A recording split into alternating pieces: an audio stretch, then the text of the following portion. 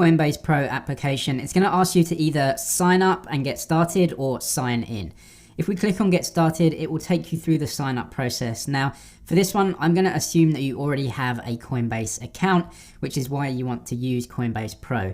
If you don't, then I'll leave the Coinbase tutorial linked in the description for you so you can see how to sign up and everything that you're going to need to sign up for Coinbase.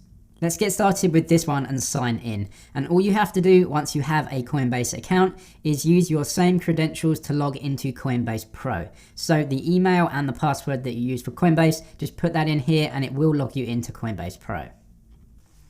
Now that we are in the Coinbase Pro application, first thing we'll just look at the settings that you can change within the app, and this is slightly different to Coinbase.com and the Coinbase application.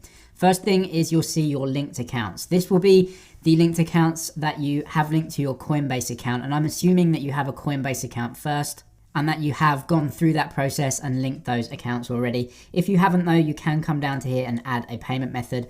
What this is going to do is open the browser window and take you through to the Coinbase account. For this one, I'm assuming you've already got that, so I won't go through it, but if you do need help adding a bank account, I will add the Coinbase app and website tutorials in the description below for you. When it comes to fees of Coinbase Pro, this is one of the big advantages of using Coinbase Pro. You can see that the charges are 0.5%, so 0.5% as a trading fee up to $10,000. Now, if you're trading more than that, then the price comes down further. Now we can go to the markets tab, and this is actually quite simple on Coinbase Pro. It's just going to list all of the biggest markets. Now it's kind of long-winded to find a market that you want. Most of the markets here on the main page are fiat markets. So that will be pound sterling, euros you can see, and some US dollar markets as well. Now Coinbase knows that I'm in the UK, so it's showing me pound sterling and euro markets. But you can click here and then just type in the ticker or either the name of the cryptocurrency that you want to trade. So let's just go to BTC and we can press return on that one. And now it's showing us all of the Bitcoin markets. So obviously the biggest one is US dollar, and then we're coming down to Bitcoin Euro, Bitcoin Sterling. If you click on this, it will take you right through to the trading page, and we'll get onto that a little bit later.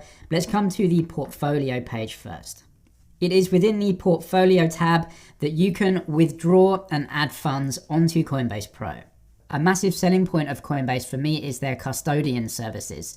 They keep all of the cryptocurrencies in their own vaults. Now, this takes away a lot of your control and ownership of the coins, so you're trusting Coinbase to store them safely. However, there are some advantages to this. Coinbase allows for completely free transfers of cryptocurrencies and fiat currencies between Coinbase trading accounts. That means that if you want to send cryptocurrency from your Coinbase account to your Coinbase Pro account, you can do this instantly and for free. You can see all of your holdings on Coinbase Pro here. I have some Bitcoin in my Coinbase Pro account.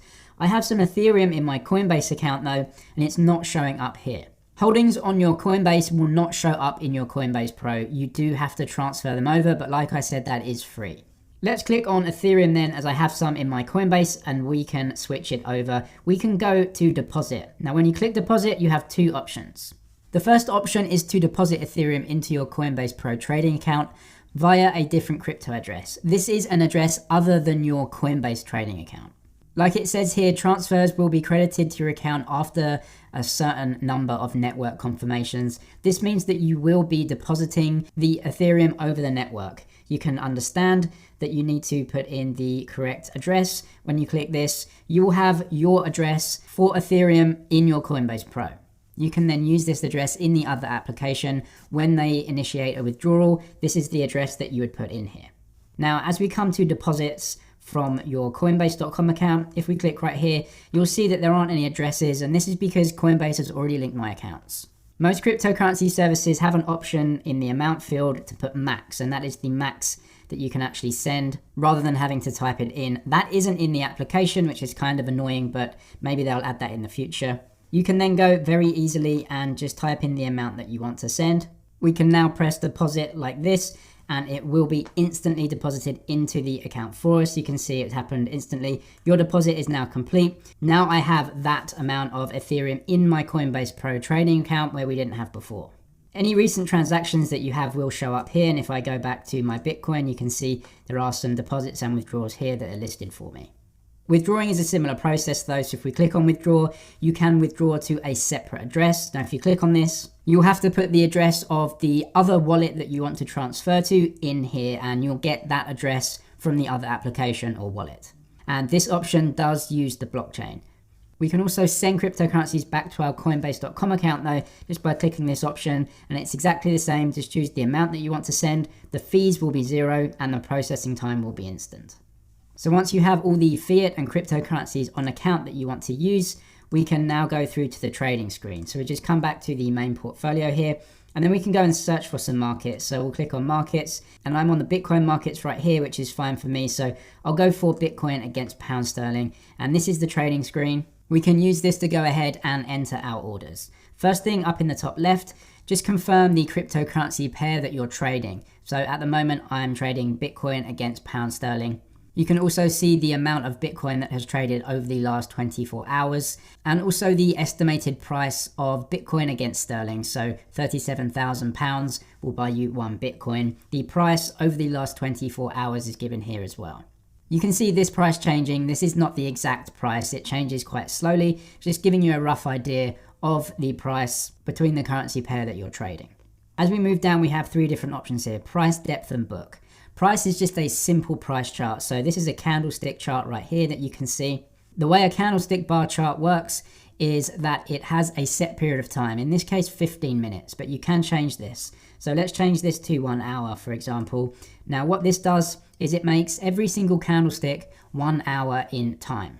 Candlesticks are either red or green depending on the price movement of the currency during that period. So as we can see from this candlestick, the part colored in bold is the opening price and closing price.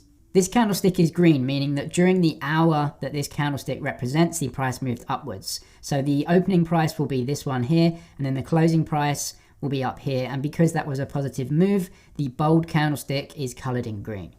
Down at the bottom, you can also see trading volumes, and professional traders do put a lot of importance in trading volumes. Price movements are great, but if there is a heavy amount of trading volume on an up move like we're seeing here, that is an incredibly bullish sign.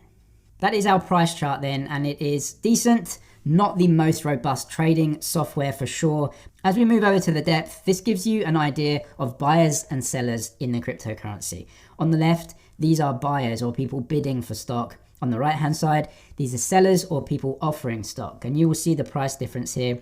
On the left hand side, we can see buyers of the cryptocurrency or people bidding, and on the right hand side, we can see sellers or people offering their cryptocurrency. People that sell always want to sell high, and all the bidders of course want to buy at a low price, and you can see the difference here. This one's about 36,000 and then this one is 37,000. When a buyer and a seller meets, they will meet down here. Now what this gives you is a visual representation of buyers and sellers, and you can see that down at this price there are quite a lot of buyers. This also has volume metrics in here as well, and there aren't many sellers up here. Now, what does this tell me as a professional trader? Well, it tells me that there are more buyers than sellers, and when that happens, there's only one way that the price can go. More volume on the buy side will indicate to me that there is a lot of support for the cryptocurrency, and it should be moving upwards, and that's what we're seeing today. This is a visual representation of depth of the order book, but we can also see the actual order book right here. Like I said, red are sellers and green are buyers. This gives you a more accurate representation of the price. So let's say you wanted to buy some Bitcoin with pound sterling, then you would have to pay this price. But you can also enter a limit order, which means that you can say you actually want to pay about this much, and you can enter that order onto the system as well. Let's go through the order types then. First thing we can do is actually go and sell this, because I do have some Bitcoin on account. So whether you are a buyer or a seller, it's actually exactly the same. You can enter your orders. The first order I'm going to go through is a market order. So we can come here and just change this to market. A market order allows you to choose one thing and one thing only, and that is the amount that you want to trade. You can click on here and enter, or you can come down and sell a percentage of your holdings. So maybe you want to sell 25% of your holdings or 50% of your holdings. I'm going to very quickly put 001 just to put in an amount. Now what you can see is that I've chosen the amount of Bitcoin that I want to sell. This will be the exact opposite for buy. It's exactly the same. You can also see the fee. This is a 0.5% fee and the total amount of pound sterling that I will get, because obviously I'm trading Bitcoin against pound sterling. Selling Bitcoin, I will of course receive pound sterling. The way that you can get more control over your orders is by choosing a limit order.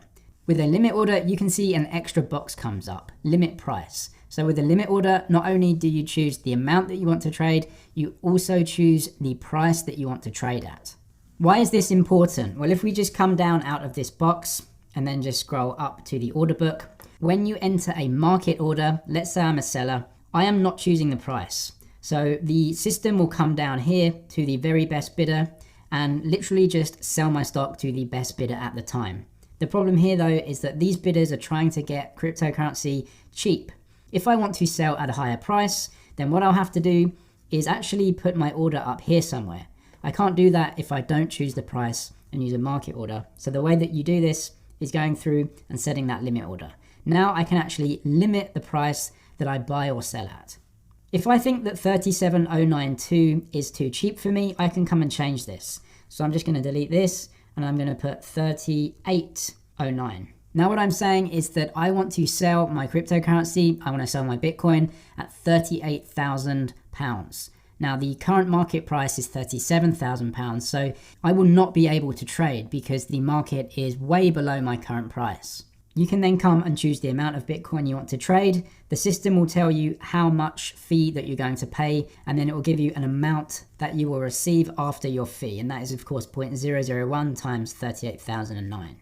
If I go through and preview the order, it will just confirm these statistics for me. But like I said, 38,000, this is too expensive for the current market. The current best bidder is at 37,000. So what will happen is that Coinbase will put my order on the system up with these sellers right here. In fact, it's going to be higher than this. It's going to be all the way up here somewhere. The order will be in the system. The order will be shown to other people. And if the current market actually gets up to that price, then it will be traded. The next type of order that you can do on Coinbase Pro though is a stop loss. So this is actually a secondary limit order. So as we know, limit orders allow us to choose the amount that we're trading and also the price that we want to sell or buy at. Well, a stop loss is a secondary limit order that you can put in. You can see now I've chosen stop. I have another price that I can put in here. I'm going to switch over to buy because it makes a lot more sense during a buy to put a stop loss in.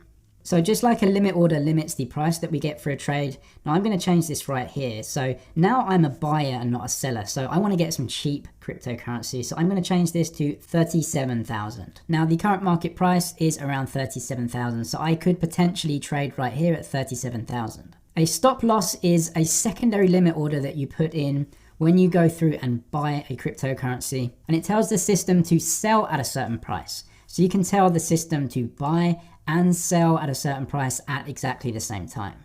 Most of the time traders will use a stop loss to limit any losses that they may incur during a trade. So if I just change this to 36,000, hopefully you should see what a stop loss does. Let's say I buy some Bitcoin at a value of 37,000. I can put my stop loss in here at 36. So for example, if we do go ahead and trade at 37, and for some reason the price of Bitcoin falls and it goes against me and I start losing money. Well, Coinbase can sell the cryptocurrency at 36, and that means I've lost 1,000 per Bitcoin, but I won't lose any more because I will be stopped out of the position or sold out of the position in order to stop any further losses that might occur.